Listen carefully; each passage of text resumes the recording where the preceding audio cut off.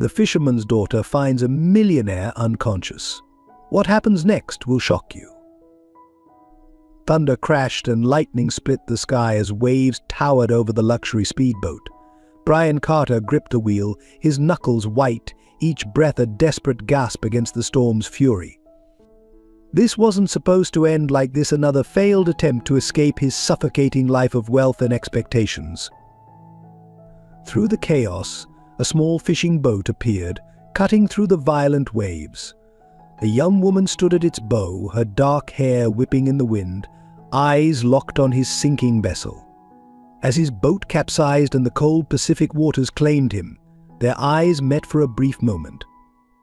In that flash of connection, neither knew that fate had set in motion a story that would challenge everything they believed about love, sacrifice, and redemption. Emily had always feared the deep waters that took her mother. Yet here she was, diving into the same merciless sea to save a stranger, defying not only her fears but also the cruel twist of destiny that brought him to her shores. Some said the ocean takes, but sometimes in its mysterious ways it also gives. In that moment, as lightning illuminated the darkness, two worlds collided, one of privilege and power, another of simplicity and tradition. The storm that threatened to end a life would instead begin one of the most powerful love stories their small fishing village had ever witnessed. Hey everyone, before we dive into today's story, let me know in the comments where you're watching from. And if you find this content interesting, don't forget to hit that subscribe button to support the channel and never miss our upcoming exciting stories. Thank you all so much. The small fishing village of Pearl Cove sat nestled against the Pacific coastline, its wooden houses weathered by salt and time. Here, where the rhythm of life moved with the tides, Emily Thompson stood at the edge of her father's dock, watching the sun paint the morning sky in shades of amber and rose. At 26, she carried herself with a quiet strength that belied the tragedy in her past. Her mother's death at sea 10 years ago had left an indelible mark, turning the ocean into both friend and foe. Emily's dark hair danced in the morning breeze as she helped her father, Joe, prepare his fishing boat for another day at sea. Her hands, though delicate, were strong from years of working with nets and ropes. Every morning she fought the same battle within herself, the fear of the deep water that had claimed her mother versus the duty to help her father maintain their livelihood. "The weather's changing," Joe muttered, his weathered face creasing with concern as he studied the horizon. At 55, he bore the look of a man who had seen both beauty and brutality in the sea. Since losing his wife, Maria, he had raised Emily alone, pouring all his love and fear into protecting his only child. His eyes, the color of stormy seas, held secrets he'd never shared, not even with Emily. The village itself was home to about 200 souls, most of them fishermen and their families who had lived there for generations. They struggled increasingly against modern challenges, declining fish stocks, corporate trawlers, and the encroachment of luxury developments along the coast. Yet they maintained their traditions, their community bonds strong as the ropes that moored their boats. Meanwhile, in the gleaming towers of downtown Pacific City, Brian Carter stood before floor-to-ceiling windows in his penthouse office, 30 stories above the bustling streets. At 32, he was the heir apparent to Carter Enterprises, one of the largest development companies on the West Coast. His tailored suit and perfectly groomed appearance spoke of wealth and privilege, but his eyes held a restlessness that no amount of success could quell. The board meeting starts in 10 minutes, Cecilia Reed, his fiancée, reminded him as she entered his office.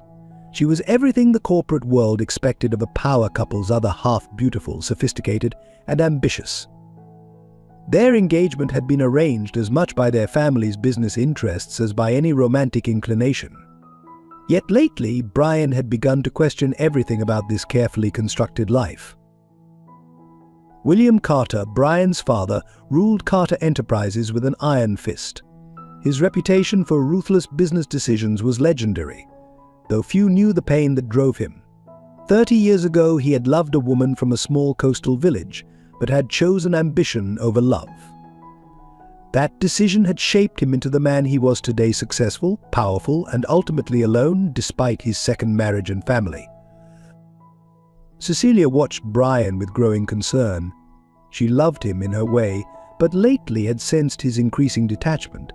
What she hadn't told him, couldn't tell him yet, was that she was carrying his child, a secret that weighed heavily on her heart as she watched him drift further away.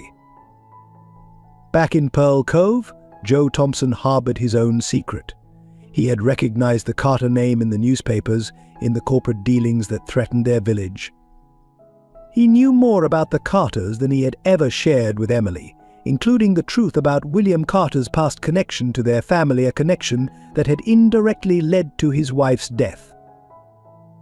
The village elders gathered regularly at the community hall, a simple wooden building that had weathered countless storms. They discussed their dwindling resources, the increasing pressure from development companies, and the younger generation's exodus to the cities. Among them, Sarah Chen, the village doctor, watched over the community's health with limited resources and unlimited dedication. She alone knew about Joe's deteriorating health condition, a diagnosis he had sworn her to secrecy about, especially from Emily. Emily spent her afternoons teaching at the village's small school, housed in a converted boat shed. She had a natural gift for numbers and business that she used to help the fishermen manage their accounts. Sometimes, in quiet moments, she dreamed more of using her skills to help the village thrive, not just survive. But dreams seemed luxury in a place where each day's catch determined whether families would eat well or go hungry. The village kids played along the beach, their laughter a counterpoint to the serious discussions of their parents. They built sandcastles and played games, unaware of the threats to their way of life. Among them was little Maria, named after Emily's mother, whose parents had been lost at sea 2 years ago. Emily had taken special interest in the orphaned girl, seeing in her eyes the same love for the ocean that she herself had once had, before fear replaced it. As evening approached, the fishing boats returned to harbor, their decks laden with the day's catch. The air filled with the sounds of work and conversation as families helped unload the boats. This was Pearl Cove at its best, a community working together, sharing both burdens and blessings. In his small house overlooking the harbor, Joe sat alone with the old photograph and a letter he had never sent. The photograph showed a younger version of himself with William Carter and Joe's late wife, Maria. The letter, addressed to William, contained truths that could either heal old wounds or create new ones. Joe's illness made him consider finally revealing these long-held secrets, but the potential impact on Emily held him back. As night fell over both the city and the coast, Brian stood on his penthouse balcony, looking toward the ocean. Something called to him from beyond the city lights, a yearning for something real in a life that increasingly felt like a performance. In Pearl Cove, Emily sat on her father's porch, watching the same stars, unaware that fate was about to intertwine her life with Brian's in ways that would challenge everything they both believed about love, loyalty, and the price of dreams. The contrast between their worlds could not have been starker, one built on tradition, community, and the honest work of hands in harmony with nature, the other constructed of glass, steel, and the relentless pursuit of profit. Yet both Brian and Emily felt the same emptiness, the same longing for something more authentic than what their lives currently offered. Neither could have guessed that the next day's dawn would bring a storm that would change everything, a convergence of natural forces and human destinies that would expose long-buried secrets, challenge deep-seated fears, and test the boundaries of love across social divides. The stage was set for a story that would ripple through both their worlds, leaving nothing and no one unchanged. The morning brought a storm unlike any Pearl Cove had seen in years.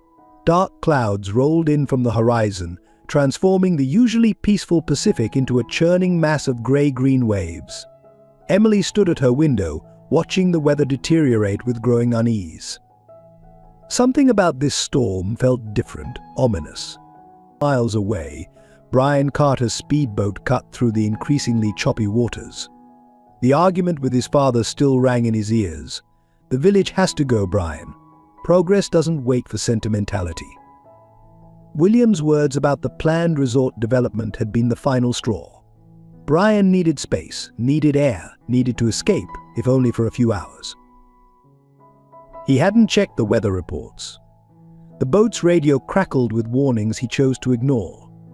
His mind was too full of conflict: the loveless engagement to Cecilia, the moral compromise of his father's business practices, the crushing weight of expectations.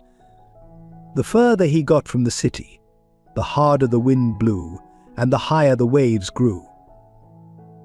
Emily was helping secure the fishing boats when she first spotted the speedboat in the distance.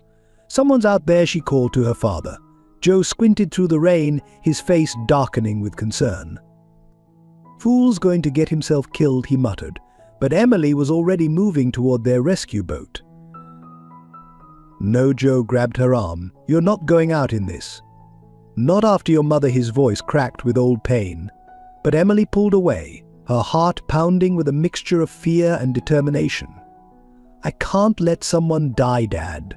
Not if I can help."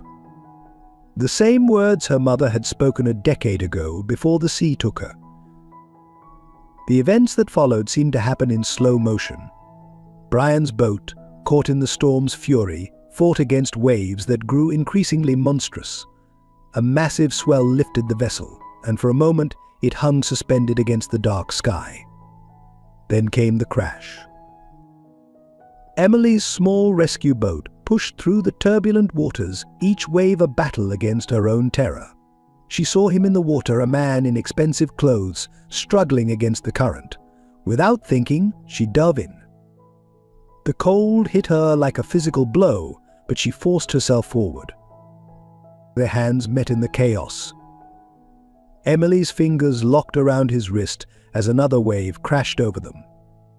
For a moment, they both went under. In that suspended moment beneath the surface, their eyes met, his filled with fading consciousness, hers with desperate determination. With strength born of adrenaline and necessity, Emily pulled them both toward the rescue boat. Joe, who had followed in another vessel despite his own misgivings, helped haul them aboard. Brian lay unconscious but breathing. His face was pale, his expensive clothes soaked with seawater. "We need to get him warm," Emily gasped, still shaking from the cold and exertion. Joe looked at the unconscious stranger, a nagging feeling of recognition tugging at his memory. There was something familiar about the man's features, something that sent a chill down his spine unrelated to the storm. They brought Brian to their small clinic, where Sarah Chen waited. The village doctor worked quickly, checking vitals, treating minor injuries. "He's lucky," she said finally. "Any longer in that water?"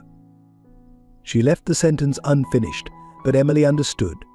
She had seen the sea take enough lives to know how close this stranger had come to becoming another statistic. Hours passed.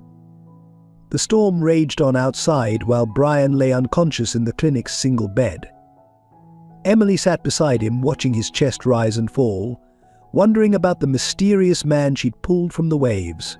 His clothes, even soaked, spoke of wealth. The boat, what remained of it, was worth more than most villagers earned in a year.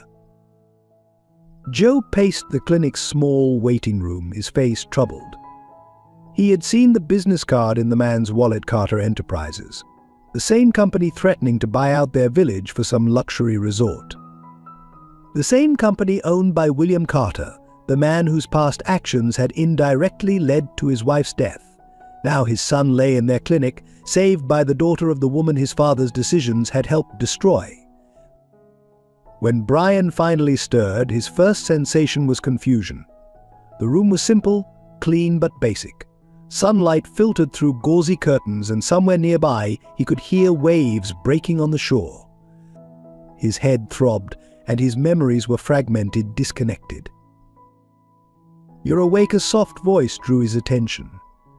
Brian turned to see a young woman watching him with concern. Something about her eyes seemed familiar, but he couldn't place where or when he might have seen them before. Where his voice came out raspy, weak.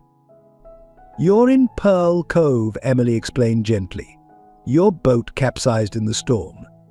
"Do you remember?" Brian tried to focus, to remember, but everything before waking up was a blur. His head ached when he tried to recall details. More troubling was the realization that he couldn't remember his own name. A panic began to rise in his chest. I don't remember anything." The words came out frightened, confused. Emily's hand found his steady and reassuring. "It's okay," she said softly. "You're safe now. That's what matters." Joe watched from the doorway, his face a mask of conflicting emotions. The young man had no idea who he was, no memory of his family or their company's plans for the village. It felt like some cosmic joke or perhaps an opportunity.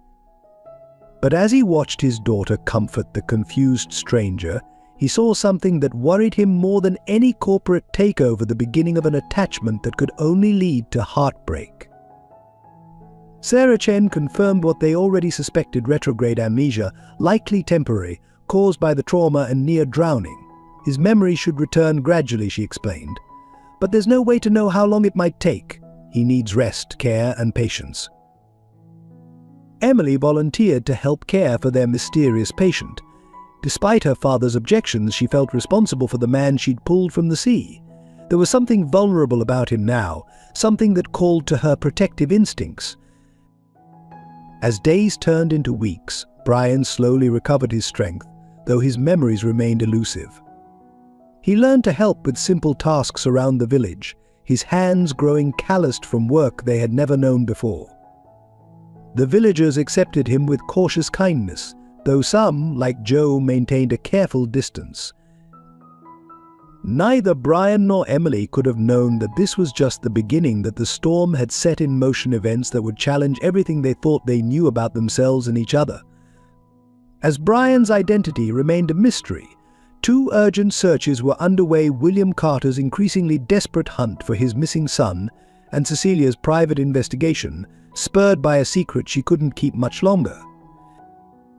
In Pearl Cove, each sunset brought Brian and Emily closer together, their connection growing stronger even as the threats to their world loomed larger on the horizon.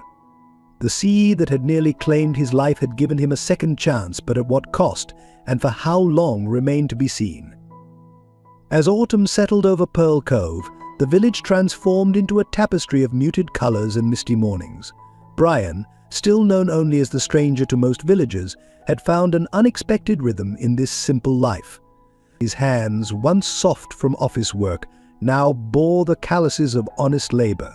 Each morning he joined the fishermen at dawn, learning to read the sea's moods and work the nets alongside men who spoke more through actions than words.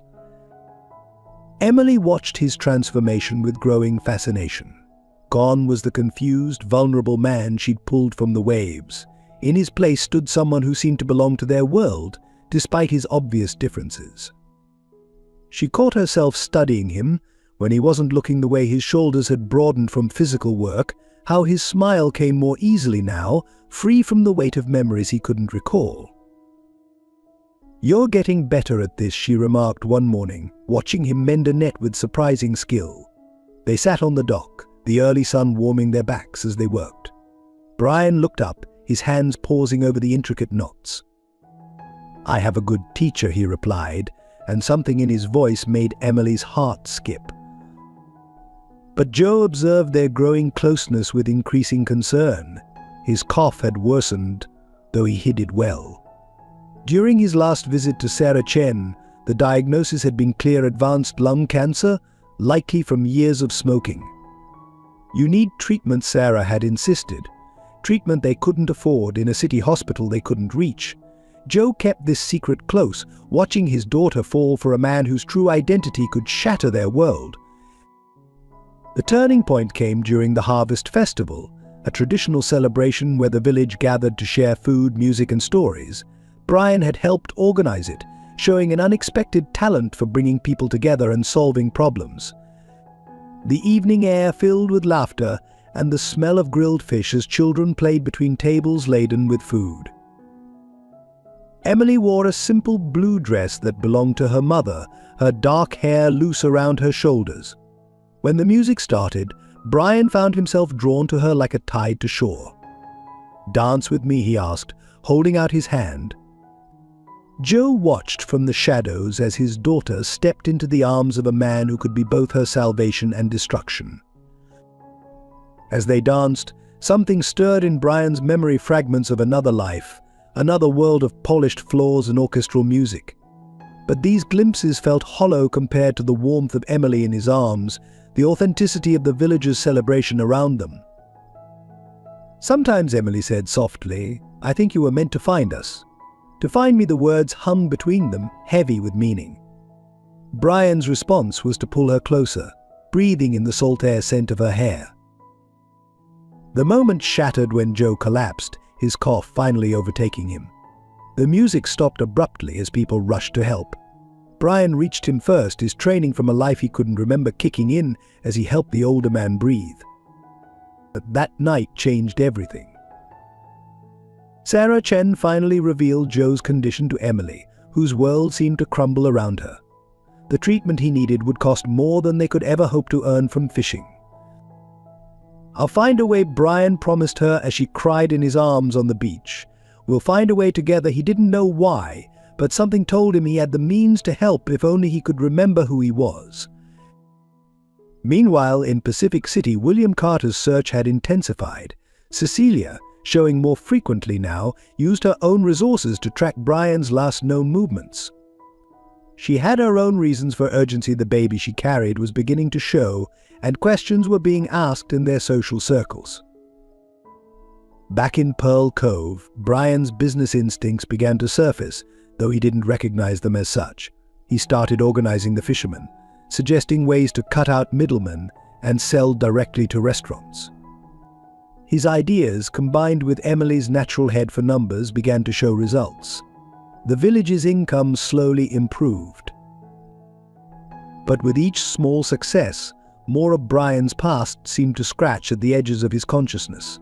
Dreams plagued him of towering glass buildings, board meetings, and a woman's face that brought inexplicable guilt. He kept these dreams from Emily, afraid of what they might mean. The village itself was changing. Brian's innovations had brought attention from nearby towns. Some welcomed the increased trade, while others feared change would destroy their traditional way of life. Emily found herself caught between these worlds, supporting progress while fighting to preserve what made their community special.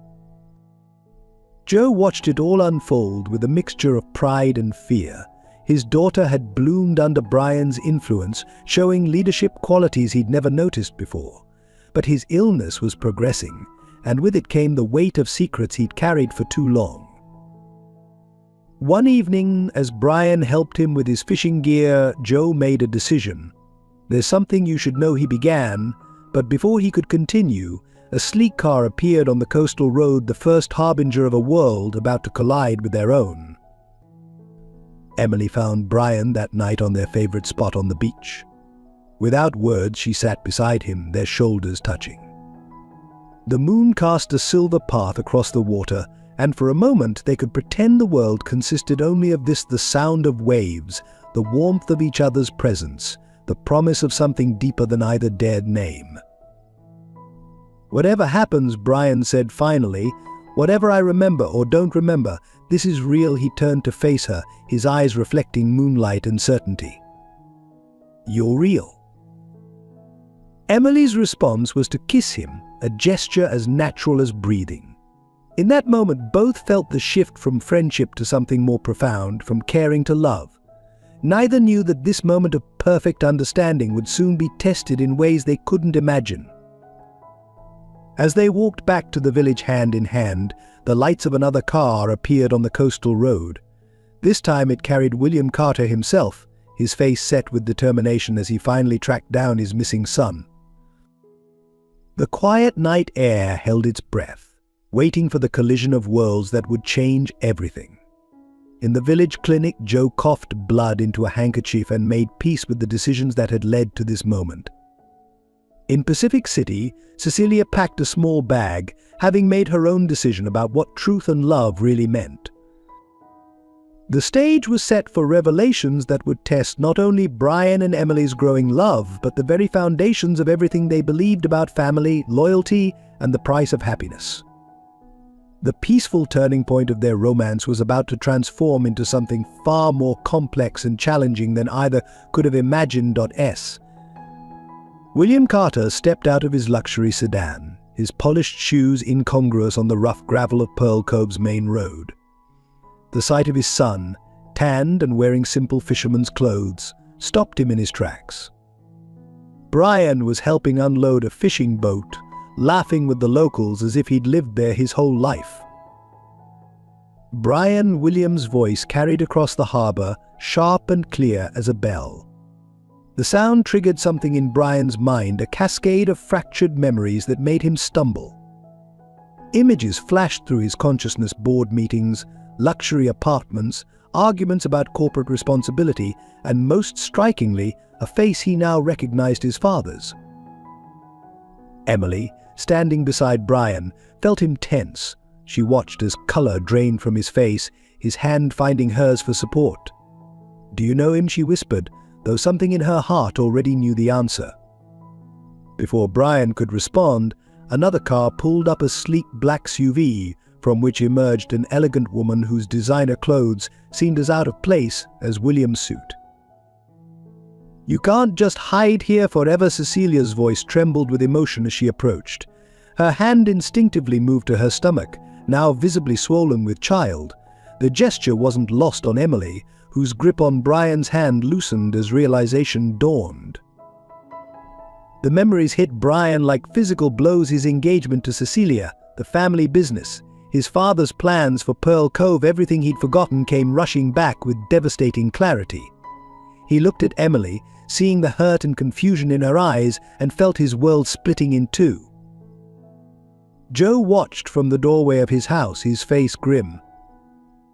The moment he dreaded had arrived, but there was more at stake than anyone knew. He pulled an old envelope from his jacket pocket, the letter he'd never sent to William Carter, containing truths that could change everything. "The resort development," Brian said slowly, the words tasting bitter in his mouth. "You were going to destroy this village." The accusation hung in the air between father and son. William's face hardened. "We were going to modernize it, provide jobs, bring progress. Don't be dramatic." Emily stepped back, her mind racing. Resort development? The mysterious project that had been threatening their community, it was Brian's family behind it? She looked at the man she'd grown to love, suddenly feeling like she was seeing a stranger. "You're pregnant," Brian said to Cecilia, his voice hollow. She nodded, tears in her eyes. "I found out just before your accident. I was trying to find the right time to tell you." The news hit Emily like a physical blow, forcing her to turn away from the scene unfolding before her. But it was Joe who changed the momentum of the moment. His cough, worse now, drew everyone's attention as he approached William Carter. "There's something you need to know," he said, holding out the weathered envelope. "About Maria, about why she was really out on the water that night 10 years ago."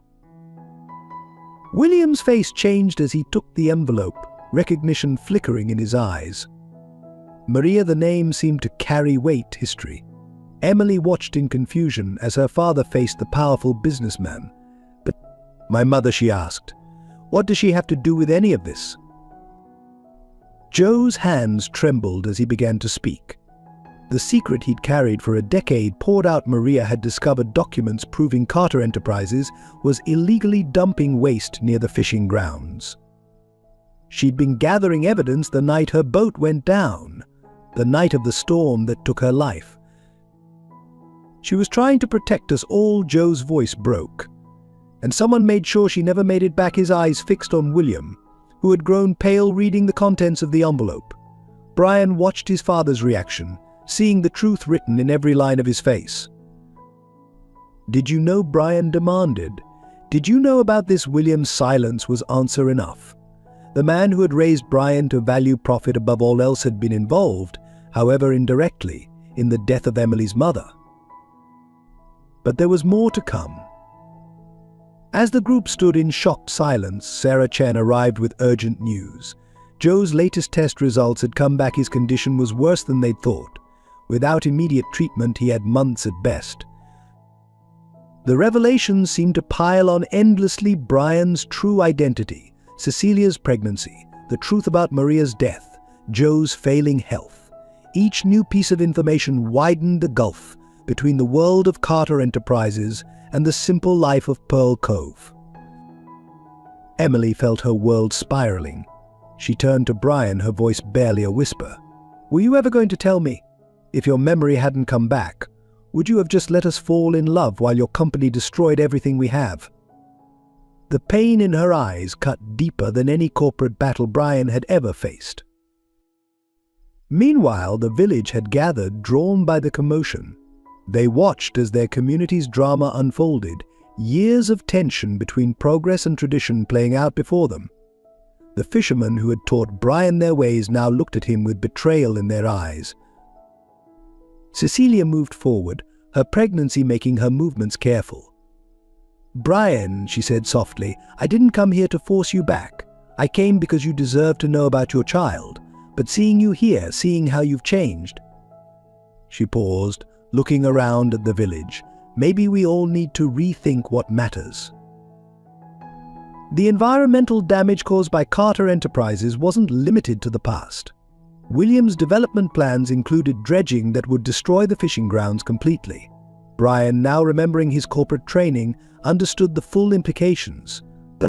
The village wouldn't just be bought out, it would be environmentally devastated. "We can find another location," Brian said suddenly, turning to his father. "The resort doesn't have to be here," but William's face hardened.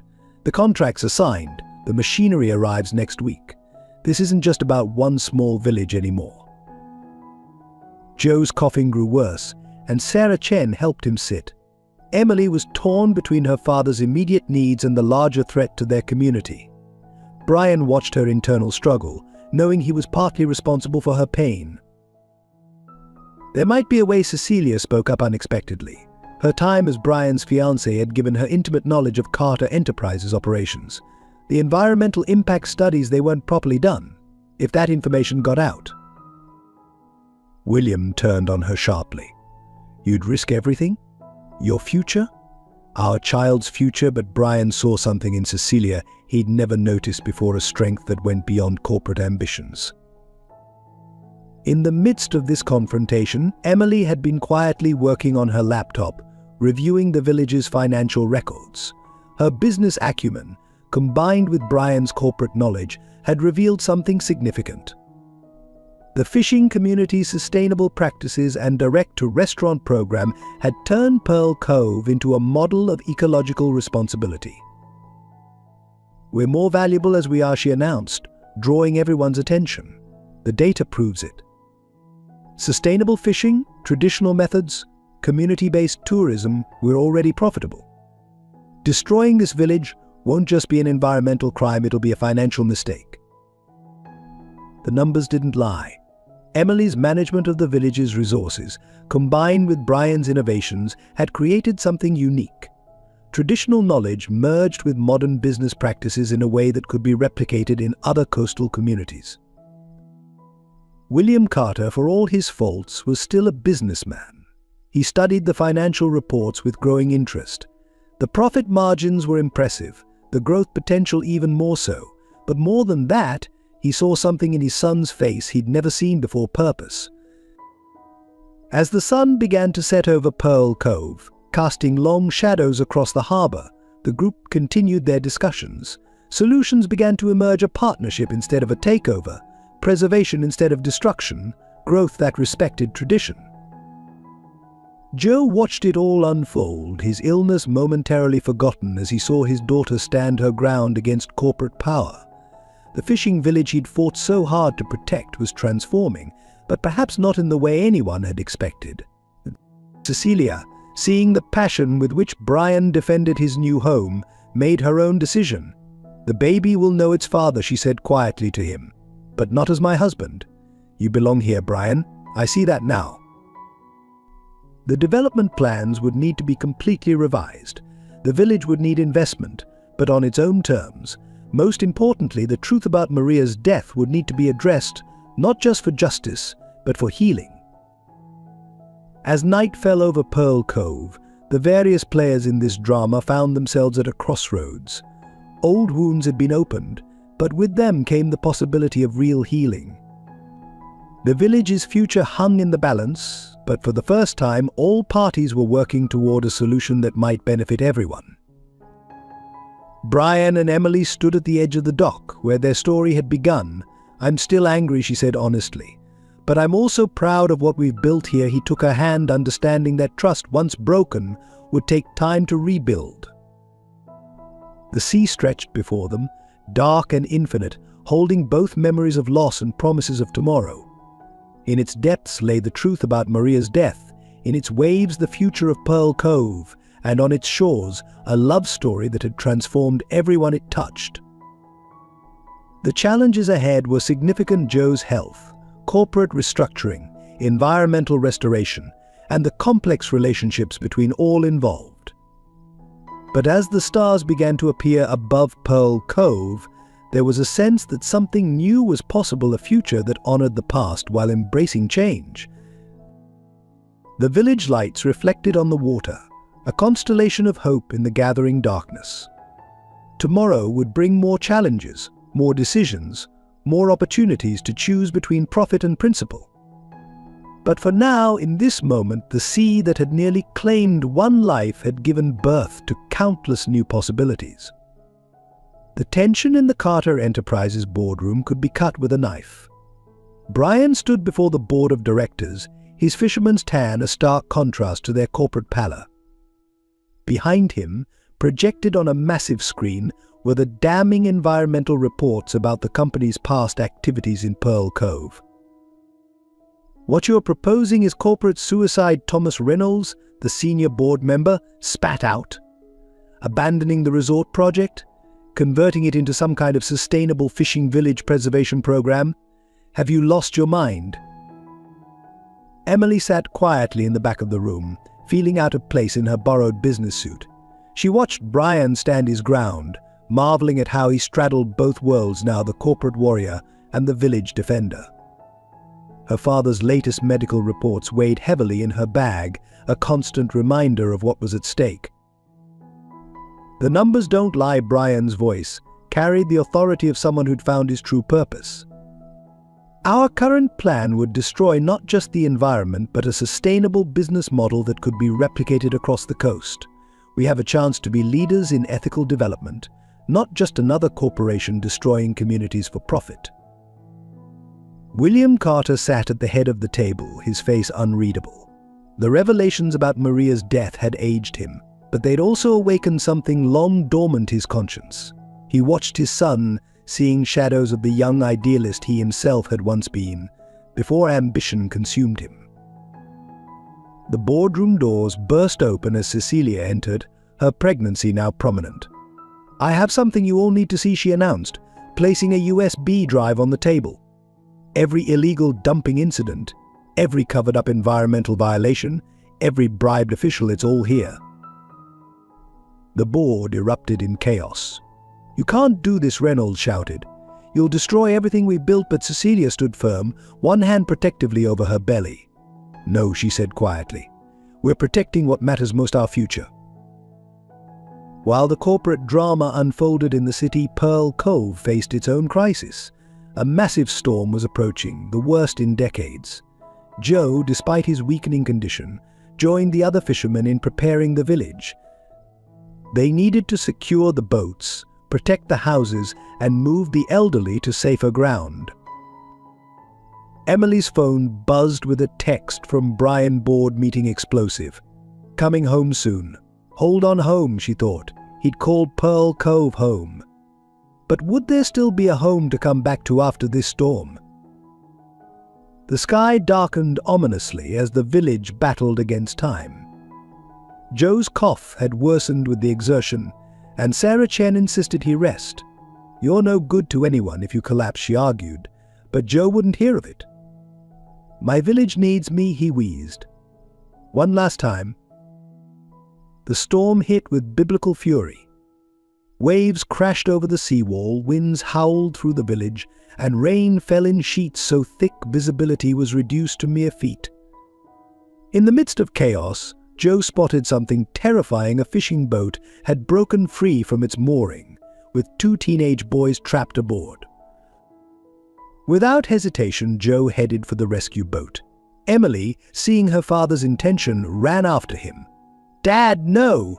You're too sick." But the memory of another storm, another rescue, another life lost to the sea drove Joe forward.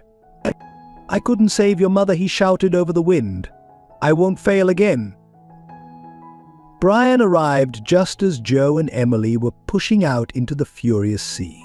He ran through the rain, reaching the dock in time to jump aboard. The three of them fought against nature's fury, each wave threatening to overwhelm their small boat. In the corporate boardroom, William Carter watched the weather reports with growing horror.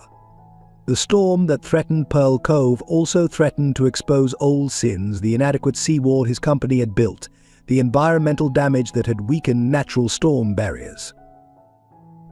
The rescue itself was a nightmare of wind, water, and desperate courage. Joe's experience guided them to the stranded boat, but his strength was failing. Brian and Emily worked together to secure a line to the fishing boat, while Joe struggled to keep their rescue boat steady. Like mother, like daughter, Joe managed between coughs, watching Emily battle the elements. The same determination that had driven Maria to expose corporate wrongdoing now burned in their daughter's eyes as she fought to save lives. The teenage boys were nearly hypothermic when they finally got them aboard, but as they turned back toward the harbor, a massive wave rose before them. Joe, seeing it first, made a split-second decision. He pushed Emily and Brian toward the relative safety of the cabin, remaining exposed at the helm. The waves struck with devastating force. When the chaos cleared, Joe was gone, swept overboard into the raging sea. Emily's scream of "Dad" was lost in the storm's roar. Brian took the helm, his heart torn between continuing the search and saving those already aboard. Emily fought him, trying to turn the boat around, but Brian held firm. "We'll lose everyone if we stay out here." The choice was impossible, but it had to be made. With tears freezing on their faces, they headed back to harbor, calling the Coast Guard, even though they knew, in such conditions, a search would be nearly impossible. The storm raged through the night, but by dawn's first light, its fury had spent itself. The village emerged to find devastation: damaged homes, destroyed boats, and a community in shock. But the true cost wouldn't be known until the sea gave up its dead. As emergency crews began their search, Emily stood on the beach, Brian's arms around her, both scanning the waves for any sign of Joe. The same sea that had brought them together had now taken another piece of her heart. The price of love, it seemed, was paid in salt water and tears. The morning after the storm brought an eerie silence to Pearl Cove. The small church bell tolled across the water, its sound carrying over the debris-strewn beach where rescue teams continued their search for Joe.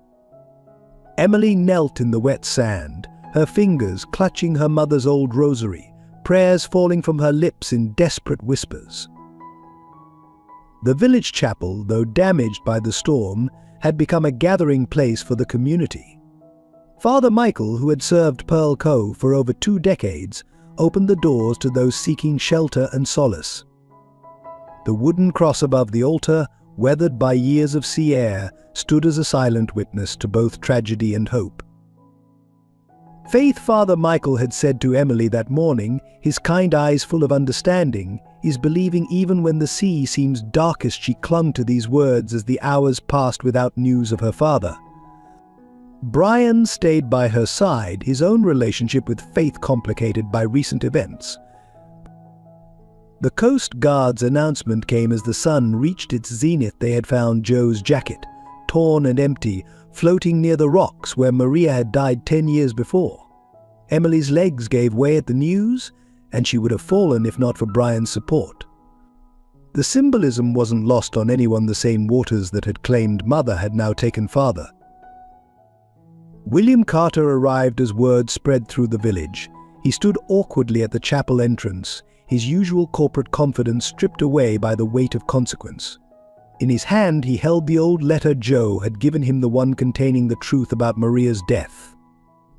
The paper had grown worn from his constant reading, as if repeated exposure might somehow change its contents. "I should have done something," he said to no one in particular, watching the search boats move across the water. "All those years ago, I should have stopped it." His words carried on the wind, a confession too late in coming. Sarah Chen approached the group gathered at the church, her medical bag clutched tightly. "There's something you need to know," she said, her voice trembling slightly. About Joe's last visit, she pulled out a medical file, explaining that Joe's cancer had been more advanced than they'd thought. "He knew," she said softly. "He knew he only had weeks left." The revelation hit Emily like a physical blow. Her father had known he was dying, yet he'd chosen to risk everything to save those boys. In that moment, her grief transformed into something deeper, an understanding of sacrifice that connected directly to her faith's central message. Brian held Emily as she processed this new information, his own tears mixing with hers. The corporate battles, the environmental concerns, even their complicated romance, everything seemed to pale in comparison to the pure sacrifice they were witnessing. Looking up at the chapel's cross, Brian found himself questioning everything he'd ever believed about worth and value. Something changed in William Carter as he watched his son comfort Emily. The hard shell of corporate ambition that had protected him for decades began to crack. He remembered his own father's lessons about business and profit, but now they seemed hollow compared to the depth of love and community he witnessed in this small fishing village. As the day wore on, more villagers gathered in the chapel. They lit candles and shared stories about Joe, his kindness, his quiet strength, his dedication to the community. Each tale painted a picture of a man who had lived his faith, rather than merely professing it. Father Michael led them in prayer, his weathered voice carrying the weight of years ministering to this community of fishermen and their families. "The sea gives and the sea takes," he intoned, "but love remains eternal." Emily clutched Brian's hand tighter, finding strength in both human connection and divine comfort. The search continued as darkness approached, though hope dimmed with the fading light. But in the midst of tragedy, something remarkable was happening. The village was coming together, not just in grief, but in purpose. Even those who had opposed Brian's presence now accepted him as one of their own, recognizing that love transcended social boundaries. William Carter stood at the back of the chapel, watching as his son seamlessly integrated into this community bound by faith and mutual support. For the first time, he began to understand that true wealth couldn't be measured in corporate portfolios or real estate developments. In the quietest hour of that long night, a miracle occurred, one that would later be debated between those who believed in divine intervention and those who credited mere chance. A small fishing boat, battered but still somehow afloat, drifted into the harbor. In it, barely conscious but alive, lay Joe. The village erupted in a mixture of jubilation and disbelief. Emily ran to the dock, her prayers transformed into tears of joy. Joe was immediately rushed to Sarah Chen's clinic, his condition critical but stable. "The Blessed Virgin must have been watching over him," whispered the older villagers, crossing themselves. When Joe finally opened his eyes, his first words weren't about his miraculous survival. Instead, he spoke of a vision he'd had while fighting the waves, his beloved Maria, guiding him to a pocket of calm water, showing him how to conserve his strength until help could arrive. Whether fever dream or divine intervention, his experience touched everyone who heard it. The community gathered at the chapel for a Thanksgiving service. Father Michael spoke about faith, hope, and love, but mostly about redemption. William Carter sat in the back pew, listening intently as the priest talked about how it's never too late to change one's path. During Joe's recovery, something profound shifted in Pearl Cove. The near loss of another beloved community member had awakened everyone to what truly mattered. William Carter, moved by the village's unity and faith, made a decision that shocked the corporate world. Carter Enterprises will not only abandon the resort development he announced from the chapel pulpit one Sunday, but will establish a foundation to protect and preserve coastal communities like Pearl Cove.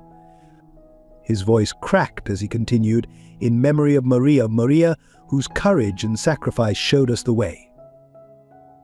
The announcement brought both tears and applause, but more meaningful was what happened after the service when William approached Joe's hospital bed. The two men, once separated by class and circumstance, found common ground in their shared humanity and faith. Brian and Emily's relationship deepened through this crisis. One evening, as they walked along the beach where she had first saved him, Brian knelt in the sand. The ring he offered wasn't the gaudy diamond he might have chosen in his previous life, but a simple band incorporating sea glass and local silver. "God brought me to you through that storm," he said softly.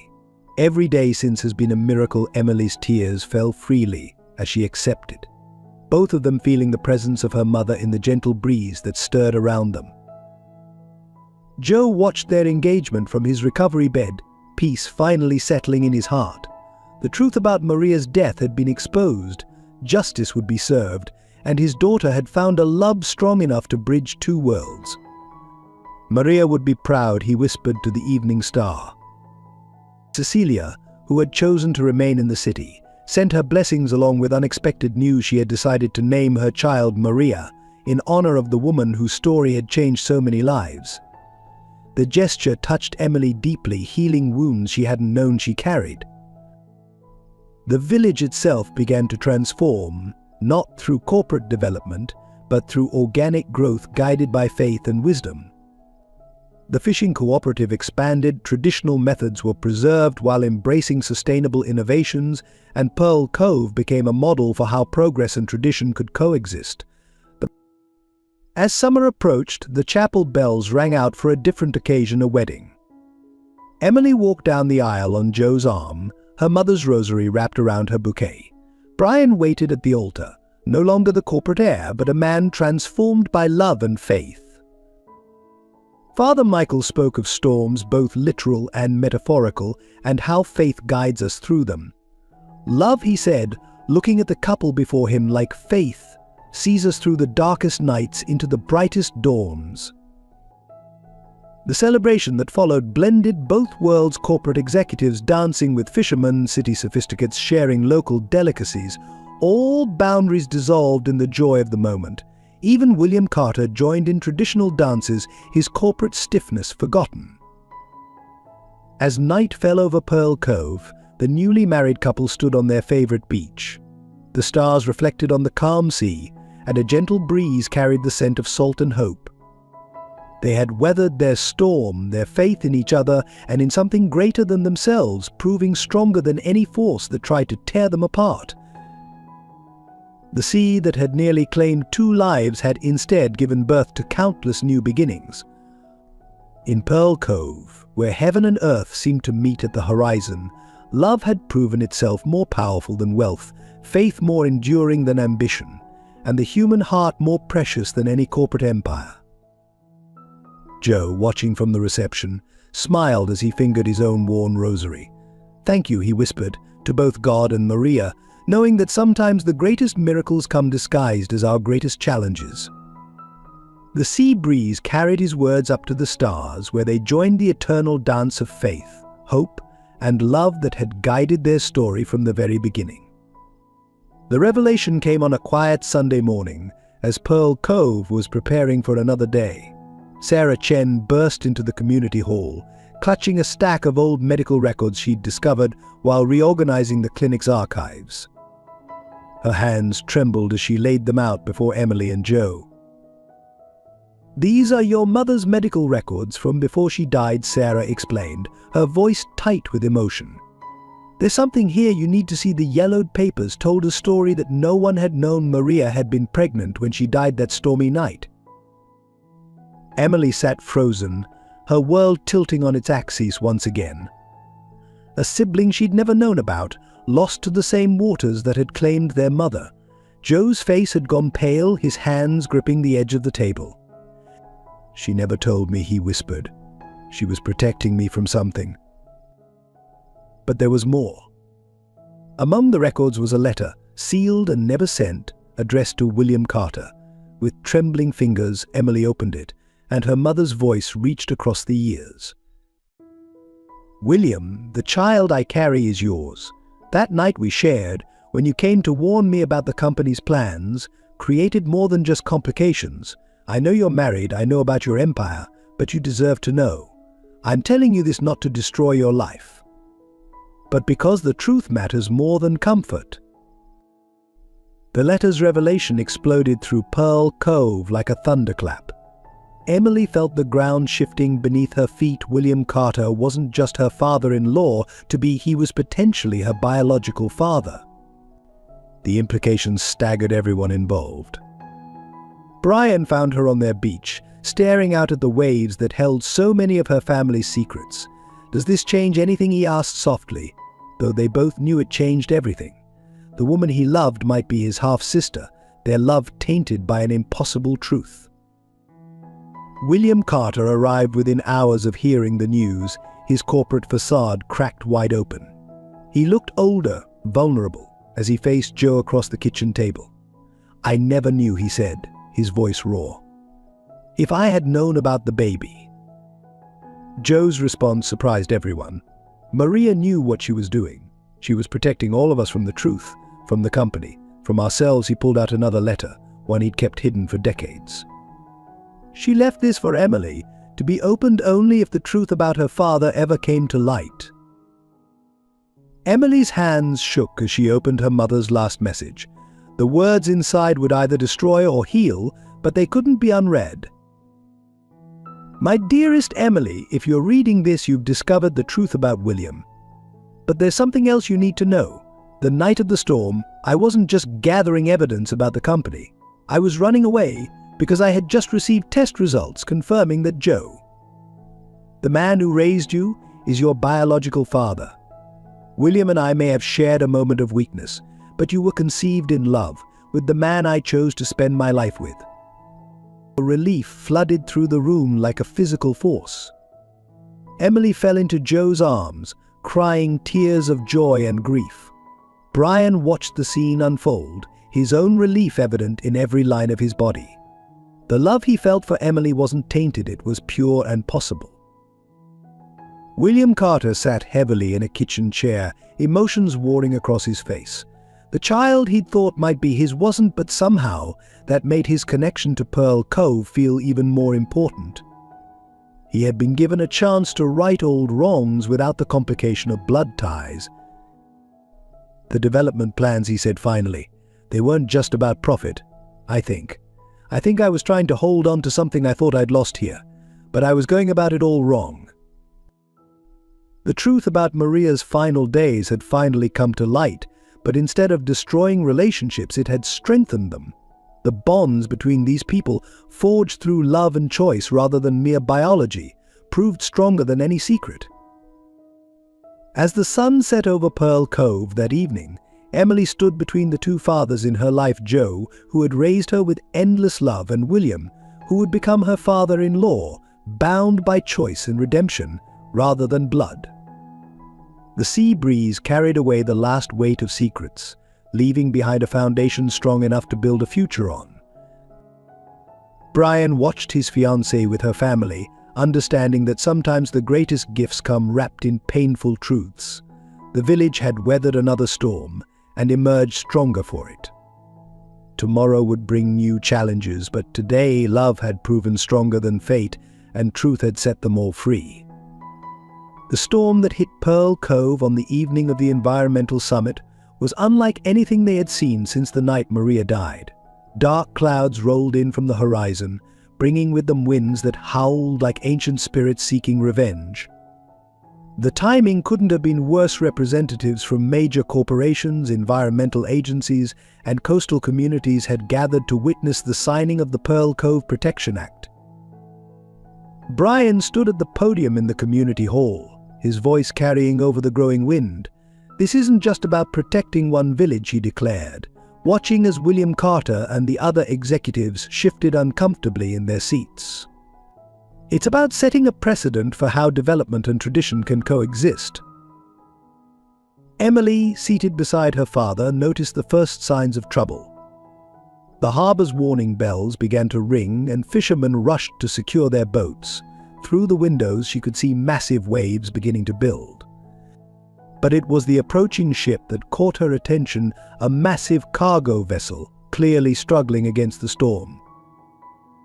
"Something's wrong," Joe muttered, his experienced eye noting the ship's erratic movement. They're too close to the reef, the same reef where Maria had died, where environmental damage from years of corporate negligence had created a deadly underwater maze. The ship's distress signals pierced through the storm's chaos. The captain's voice crackled over the emergency channel. They'd lost power and were carrying hazardous materials. If they hit the reef, the environmental disaster would destroy everything Pearl Cove had fought to protect. Brian and Emily exchanged glances, both knowing what needed to be done. The corporate executives watched in amazement as their hosts rushed out into the storm, followed by the village fishermen. This was what Pearl Cove was about, not just preserving tradition, but protecting the sea that gave them life. Joe insisted on joining the rescue effort, despite his still recovering health. "I know these waters better than anyone," he argued when Emily protested. "Those sailors need every experienced hand they can get." The determination in his eyes matched his daughter's, and she knew there was no stopping him. William Carter surprised everyone by stepping forward. "I'm coming too," he announced, removing his expensive jacket. "It's time I did more than sign checks and make promises." The man who had once seen the ocean as merely a backdrop for luxury developments was now preparing to risk his life to save it. The rescue fleet, a mix of fishing boats and modern vessels, pushed out into the churning waters. Emily and Brian took the lead boat, their skills combining as they navigated the treacherous waters. The cargo ship loomed before them, a dark giant being pushed inexorably toward disaster. Lightning illuminated the scene in stark bursts, revealing the full scope of their challenge. The ship had begun to list, its cargo containers shifting dangerously. Any one of them could contain materials that would poison the waters for generations. Joe's knowledge proved invaluable as he guided them through the maze of underwater hazards. But the strain was showing on his face, each wave impact sending spasms of pain through his chest. Sarah Chen, who had insisted on coming along to provide medical support, watched him with growing concern. The next hour was a battle against nature itself. Rescue lines were shot through howling winds, sailors evacuated from the failing ship, while Emily coordinated with Coast Guard helicopters arriving from the mainland. Brian proved that his months in Pearl Cove had transformed him from a corporate executive into a true seaman, working seamlessly with the fishing crews. William Carter witnessed it all, helping where he could, seeing firsthand the courage and skill of the people he had once dismissed as simple fishermen. The same waters he had once viewed as a development opportunity were now teaching him about community, bravery, and redemption. The crisis reached its peak when a massive wave caught the cargo ship broadside. Containers began falling into the sea, and a dangerous sheen appeared on the water's surface. Without hesitation, Emily directed their boat closer, knowing they had minutes to prevent an environmental catastrophe. Joe spotted the solution, a narrow channel through the reef that could help them coordinate the ship's controlled grounding away from the most sensitive areas. But reaching it would require perfect timing and incredible skill. "I'll take the helm," he insisted, even as another coughing fit racked his body. The next few minutes tested everything Pearl Cove stood for. Brian and the fishermen worked to secure the leaking containers.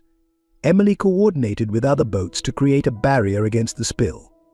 William Carter, seeing his son's life in danger, finally understood what truly mattered. In the end, it was Joe's knowledge and sacrifice that made the difference. Fighting through his physical pain, he guided the rescue operation to success. The ship was secured, its crew saved, and the environmental disaster narrowly averted.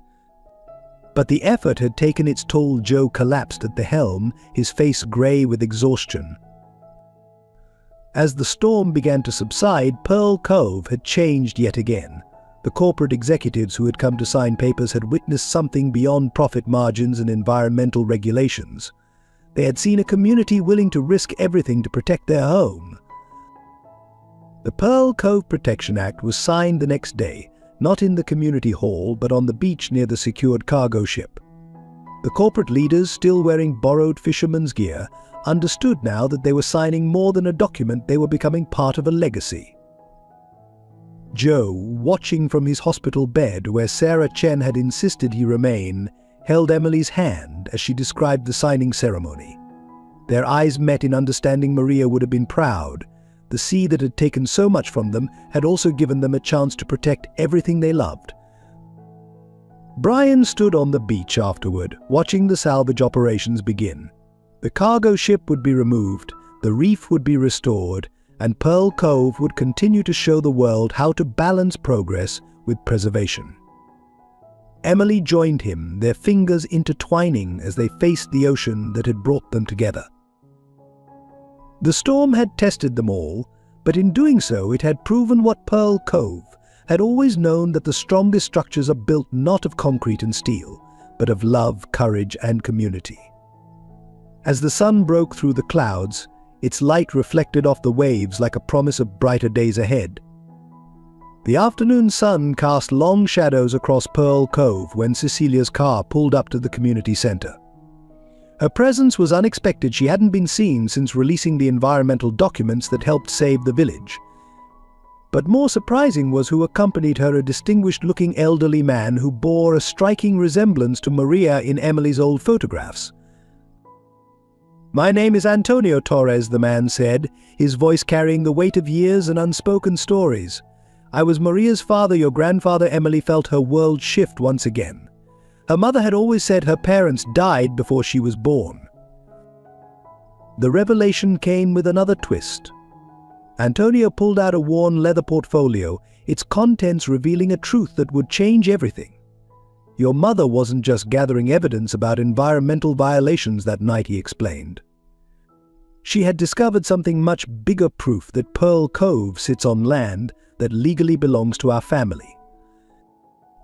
The documents told a story that stretched back generations. The Torres family had been the original stewards of Pearl Cove, their claim dating back to colonial times. On through a series of fraudulent deals and corporate manipulations, the land had been stripped from them, a wrong that Maria had discovered and was working to right when she died. Cecilia, now showing in her final months of pregnancy, explained her role. "When I was going through the corporate archives, I found references to the Torres claim. It led me to Antonio. I knew I had to bring him here." The implications were staggering. If the claims were valid, not only would the village's future be secured, but the entire power dynamic would shift. The corporate interests that had threatened Pearl Cove would have no legal standing against the Torres family's historical rights. William Carter sat heavily in his chair as he reviewed the documents. "All these years," he murmured, "we were building on stolen dreams." The man who had once sought to develop Pearl Cove now faced the reality that his company's claim to the land had never been legitimate. But Antonio wasn't interested in retribution. "I came here not to take back what was lost," he said, looking at Emily with tears in his eyes, "but to give something to my granddaughter. Maria would have wanted her to have the choice our family never had." The choice he offered was unexpected. The Torres family trust, worth millions, would be used to establish a foundation. Pearl Cove would become a protected heritage site, managed by its residents, with Emily as its guardian. The village could preserve its way of life while developing sustainably on its own terms. Brian watched the scene unfold, seeing the pieces of fate fall into place. The village he'd grown to love would not only survive but thrive. The woman he loved would have the means to protect her heritage. The corporate world he'd left behind would have to acknowledge a different kind of power, one built on legacy and justice rather than profit. Joe, who had been quietly listening, finally spoke. "Maria knew," he said softly. "She must have known about all of this. She was trying to protect everyone's future." The sacrifice of Emily's mother took on new meaning. She had died not just exposing corporate wrongdoing, but fighting to restore her family's legacy. As the sun set over Pearl Cove that evening, the village gathered to hear the news. Antonio stood before them, his granddaughter by his side, and shared his vision for the future, one where tradition and progress could coexist, where the past could heal the present. Cecilia watched from the sidelines, her hand resting on her belly. The child she carried would be born into a world where right had triumphed over might, where old wrongs could be made right. She had found her own redemption in helping to uncover the truth. The second twist of fate had transformed Pearl Cove once again, but this time it felt like coming full circle. The sea that had taken Maria had also preserved her greatest gift, the truth that would secure her daughter's future and the future of the community she had died protecting. As stars began to appear over the cove, Emily stood with her newfound grandfather, listening to stories of the grandmother she'd never known, the heritage she'd never realized was hers. The waves lapped at the shore, their eternal rhythm a reminder that some things never change, while others change everything. Pearl Cove bloomed in the early summer sunlight as preparations for the wedding transformed a small fishing village. White ribbons danced in the sea breeze, strung between weathered posts along the harbor. The community hall, once a simple gathering place, had been lovingly decorated with local wildflowers and sailing nets woven with tiny lights. Emily stood at her bedroom window, wearing her mother's restored wedding dress. Sarah Chen had found it in an old chest, and the village women had worked together to bring it back to life, each stitch carrying memories and hopes. The delicate lace told stories of generations of love and resilience. Joe knocked softly before entering, his face glowing with pride and the results of successful treatments that William Carter had insisted on funding. "Your mother would be proud," he said, his voice thick with emotion. "Not just of how beautiful you look, but of everything you've become." Down at the harbor, Brian helped the fishermen prepare their boats for the traditional wedding flotilla. Each vessel had been cleaned and decorated, ready to form an honor guard on the water. He had come to understand that in Pearl Cove, celebrations weren't just about the couple, but about the entire community. Antonio Torres, Emily's grandfather, had brought his own traditions to the ceremony. The old family blessing cloth, carried across oceans and generations, would form part of the ceremony. Cecilia, now mother to a beautiful baby girl named Maria, had helped blend the old traditions with the new. William Carter stood on the dock, watching the sunset paint the sky in shades of gold and rose. The corporate titan had transformed over the past year, learning that true legacy isn't built in steel and glass, but in the hearts and lives of people. He fingered the envelope in his pocket, a wedding gift that would change lives far beyond Pearl Cove. The wedding itself was a tapestry of moments, each one precious and profound. Emily walked down the aisle created on the beach, Joe on one side, Antonio on the other. The village children scattered rose petals mixed with seashells, and the fishing boats sounded their horns in celebration. Brian waited at the flower-decorated arch, the setting sun behind him creating a halo effect that made more than one villager whisper about divine approval. His eyes never left Emily as she approached, seeing in her all the beauty of Pearl Cove distilled into one perfect moment. Father Michael, who had witnessed their journey from the beginning, spoke of love's power to transform not just hearts but entire communities. He wove together themes of tradition and progress, of endings and beginnings, of storms weathered and calm seas ahead. The exchange of vows brought tears to even the most weathered fisherman's eyes. Brian and Emily had written their own, speaking of rescue and redemption, of finding home in unexpected places, of love that builds bridges between worlds. They exchanged rings fashioned from local silver, set with tiny pieces of sea glass that Emily's mother had collected. During the reception, William Carter stood to make his announcement. The Carter Foundation would establish a maritime college in Pearl Cove, combining traditional fishing wisdom with modern sustainable practices. The village would become a center for learning, preserving old knowledge while embracing new possibilities. Cecilia's daughter, little Maria, crawled among the guests, already beloved by the entire village. Her presence was a reminder that life moves in circles, that loss can lead to renewal, that love creates its own kind of immortality. The baby's laughter mixed with the sound of waves and music, a perfect harmony of past and future. Joe danced with his daughter, both of them remembering another wedding, another bride. "Your mother is here," he whispered, nodding toward the sea where the setting sun painted a path of gold across the waves. "She's always been here, guiding us home." As evening settled over the cove, lanterns were lit on every boat in the harbor. The flotilla created a circle of light on the water, a floating constellation that matched the stars appearing above. Brian and Emily stood on their favorite beach, now husband and wife, watching the display of community love. Antonio shared stories of the Torres family history, tales of courage and perseverance that had led to this moment. The village children gathered around, absorbing their heritage, ensuring that the stories would live on. Pearl Cove was no longer just a place, it had become a living legacy. William and Joe sat together, two fathers from different worlds who had found common ground in their love for their children and their desire to protect this special place. The past year had taught them both that the greatest wealth isn't counted in dollars, but in moments of grace and understanding. The celebration continued into the night, but Brian and Emily slipped away to the newly renovated lighthouse keeper's cottage, their wedding gift from the village. From its windows they could see the entire cove, the lights of celebration reflecting off the peaceful waters. "We did it," Emily whispered, leaning into her husband's embrace.